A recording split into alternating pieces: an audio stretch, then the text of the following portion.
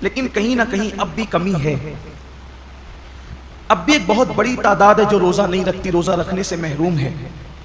اور وہ ان نوجوانوں کی تعداد ہے جو اس وقت محنت مزدوری کرتے ہیں، مارکیٹ میں بیٹھتے ہیں، لوم چلاتے ہیں، کاروبار کرتے ہیں، اور ان کا عذر یہ ہے کہ دھوپ بہت ہے، تمازت بہت ہے، شدت بہت ہے. واقعی موسم تو گرم ہے، کچھ روزے اپریل میں ہوں گے اور کچھ روزے مئی میں بھی ہوں گے، بلکہ پورا آخری عشرہ مئی میں ہوگا. اور گرمی کا اور محنت کا عذر پیش کر کے لوگ روزہ چھوڑ دیتے ہیں. پہلی بات تو یہ ہے کہ موسم کا عذر یا محنت کا عذر پیش کر کے روزہ چھوڑنے کی اجازت نہیں ہو سکتی، بلکہ اگر محنت مزدوری کی وجہ سے آپ روزہ چھوڑتے ہیں تو اسلام کا حکم یہ جو احکام شرع ہے وہ بتا رہا ہوں آپ کو، کہ ایک طرف روزہ چھوٹتا ہے کام دھام کی وجہ سے، آپ اپنے اندر طاقت نہیں پاتے کہ محنت بھی کریں اور روزہ بھی رکھیں تو روزہ نہیں چھوڑ سکتے. آپ کو شریعت یہ حکم دیتی ہے کہ آپ اپنی مصروفیات کم کر دیجیے، آپ کام شارٹ کیجئے، لیکن روزہ آپ کو رکھنا ہے. اس لیے کہ رمضان شریف کے ایک روزے کی اہمیت یہ ہے، ایک روزے کی، کہ جان بوجھ کر اگر کسی نے رمضان شریف کا ایک روزہ چھوڑ دیا اور اس کے بدلے میں پھر وہ پوری زندگی روزہ رکھے تو زندگی بھر کے تمام روزے اس ایک روزے کی فضیلت کو نہیں پہنچ سکتے جو ماہ رمضان شریف میں رکھا گیا ہے. ماہ رمضان شریف کے روزے کا بدل زندگی بھر کے روزے نہیں ہو سکتے. جو فضیلت ان دنوں کی ہے، یہ موسم ہے روزے کا. اور کچھ لوگ چھوٹی موٹی بیماری کا بہانہ لے کر بھی روزہ چھوڑتے ہیں. ہر چھوٹی موٹی بیماری پر روزہ چھوڑنے کی اجازت نہیں ہے، گنہگار ہوں گے، سخت گنہگار ہوں گے. جس نے ایک روزہ رمضان شریف کا چھوڑا پھر اس کو قضا بھی کرنا پڑے گا ایک روزہ، اور توبہ بھی کرنی پڑے گی. یہ بھی عوام میں غلط فہمی ہے کہ جو لوگ سوچتے ہیں کہ رمضان شریف کا ایک روزہ چھوڑ دیا جان بوجھ کر تو 60 روزے رکھنے پڑیں گے. ایسا نہیں ہے، ایک ہی روزہ رکھنا ہے. یہ اصل میں جو بلا وجہ روزہ توڑ دیتے ہیں رکھ کر، 60 روزے ان کے لیے کفارے میں. لیکن جس نے روزہ چھوڑ دیا بہت برا کیا اس نے. ایک ہی روزہ رکھے گا بعد میں قضا، لیکن ساتھ ہی اس کو توبہ بھی کرنی پڑے گی. صرف روزہ قضا کرنے سے معاملہ ختم نہیں ہوگا، سچی توبہ بھی اس کے ساتھ لازم ہوگی.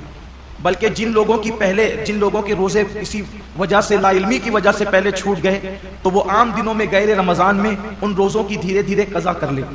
روزہ نہ رکھنے کا وبال بڑا دردناک ہے. اللہ کے رسول صلی اللہ علیہ وآلہ وسلم فرماتے ہیں کہ میں نے جب شب معراج جہنم کا مشاہدہ کیا تو میں نے دیکھا کہ کچھ لوگوں کے جبڑوں کو آگ کی کینچی سے کاٹا جا رہا ہے. میں نے پوچھا جبریل یہ کون لوگ ہیں؟ عرض کیا یا رسول اللہ صلی اللہ علیہ وآلہ وسلم یہ آپ کی امت کے وہ لوگ ہیں جو ماہ رمضان شریف میں روزے نہیں رکھتے تھے.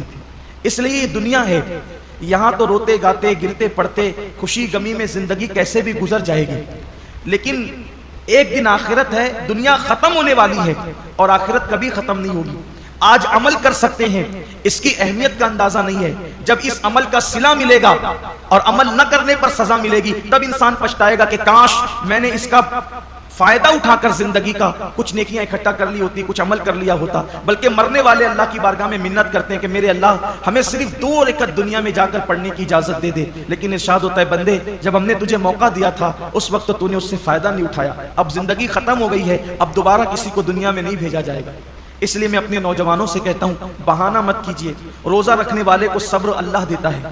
اور ایک بات آج آپ سے کہنا چاہتا ہوں، اگر کسی غربت کی، تنگ دستی کی یا محنت مزدوری کی وجہ سے آپ کا روزہ پر مشقت ہے، آپ کے روزے میں مشقت ہے، تکلیف ہے، تو یہ بات ہمیشہ یاد رکھیے گا کہ جس نیکی میں جتنی تکلیف ہوگی، جس نیکی میں جتنی تکلیف ہوگی اس کا صلہ اتنا بڑھا دیا جائے گا. روزہ رکھ کر اے سی میں سونے والوں کا ثواب الگ ہے اور روزہ رکھ کر لوم چلانے والوں کا ثواب الگ ہے. دونوں کا ثواب یکساں نہیں ہے.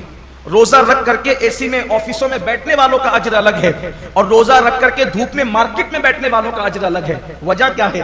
دیکھیے ڈاکٹر اقبال نے اس فلسفے کو بہت اچھے سے سمجھایا ہے. اقبال کہتے ہیں الفاظ و معانی میں تفاوت نہیں لیکن الفاظ و معانی میں تفاوت نہیں لیکن ملا کی اذان اور مجاہد کی اذان اور.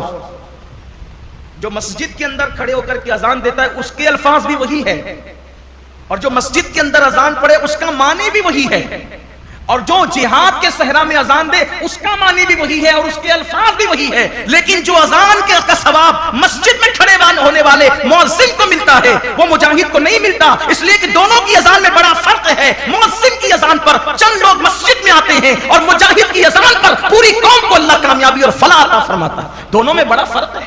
اس لیے کہ یہ اذان پنکھوں کے سائے میں ہے، یہ اذان چھت کے سائے میں ہے، یہ اذان راحتوں میں ہے، اور وہ اذان مشقتوں اور تلواروں کے سائے میں، دونوں میں فرق ہے۔ تو اسی طریقے سے اقبال کی فکر سے روشنی لے کر کہہ رہا ہوں، اور حدیث پاک کہ جس نیکی میں جتنی مشقت اور تکلیف ہوگی اس کا صلہ اتنا بڑھا دیا جائے گا۔